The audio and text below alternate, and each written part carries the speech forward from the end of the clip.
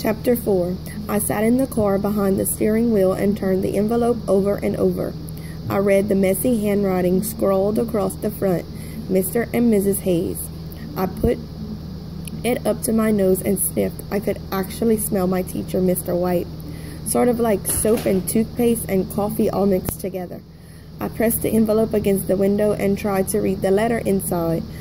I turned it every which way, but I couldn't make out a single word.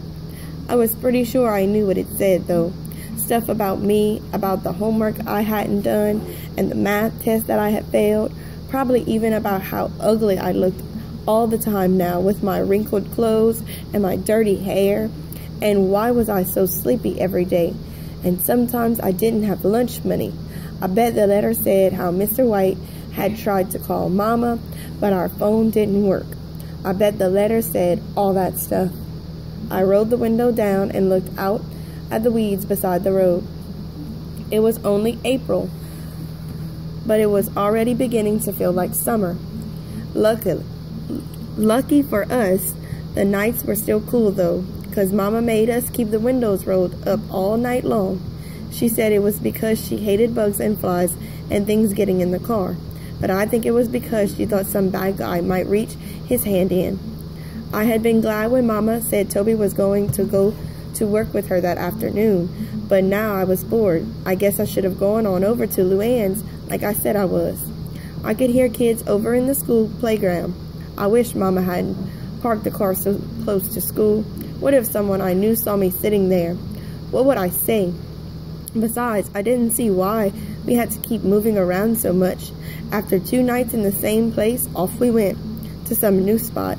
Now we were parked too close to school and farther away from Whitmore Road.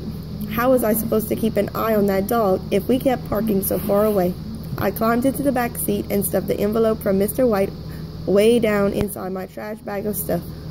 Then I pulled out my notebook and turned to the page that said, How to Steal a Dog by Georgina Hayes. I wrote April 6 in the margin. Then after step 1, I skipped 2 lines and wrote, Step 2. When you find the dog you want to steal, keep an eye on it for a while. Here are the rules to remember. 1. Make sure the dog really doesn't bark or bite. 2. If there is a fence, see if the gate is locked. 3. Decide whether or not you can pick the dog up, or maybe you have to have a leash or a rope. 4. Check to see if there are any nosy people living next door or across the street or something. I closed my notebook, climbed out of the car, and locked the door with the key I wore around my neck. Then I set off for Whitmore Road. When I got there, I stopped for a minute to check things out. The street was quiet. There was nobody outside except for some guy working on the engine of his car. Inside one of the houses, a baby was crying. A sprinkler sputtered in circles in one of the yards.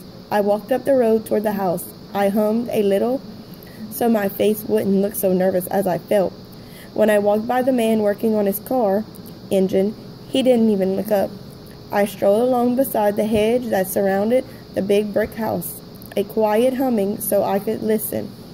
It was quiet in the yard. I glanced back to make sure no one was watching me, then poked my head over the gate to look into the yard. Birds flew away from a bird feeder that hung from a hickory nut tree. The front door of the house was closed, and I noticed something I hadn't seen the other day, one of those little doggy doors, so the dog could go in and out of the house all by himself. I figured that was a good sign. It probably meant that the people who lived there were gone a lot, but they still cared about their dog. Then I remembered my rule about checking to see if the gate was locked. I reached over and lifted the latch. Nope, not locked. Suddenly, a squirrel came scampering around the corner of the house and scrambled up the hickory nut tree. Not far behind it was the black and white dog. He dashed to the tree and peered up into the branches with his tail wagging about 1,000,000 times a minute. Hey there, I called to him. He sat in the leaves under the tree and cocked his head at me. His face was white with a little black spot with freckles and black fur around one eye like a patch. His ears were floppy, but when he looked at me, they perked up. But the best thing about him was that he looked like he was smiling at me. The sides of his mouth curled up and his pink tongue hung out. "Hey there," I said again. His doggy smile got bigger, and his tail wagged harder, swishing leaves back and forth. "Come here, fella." I reached over the gate and snapped my fingers at him. He came right over. I stooped down and stuck my fingers through the chain-link fence. He sniffed, and then he licked me a couple of times. "How you doing, little fella?" I said. He cocked his head again and looked so cute. I looked at the house. The front door was still closed, and it seemed like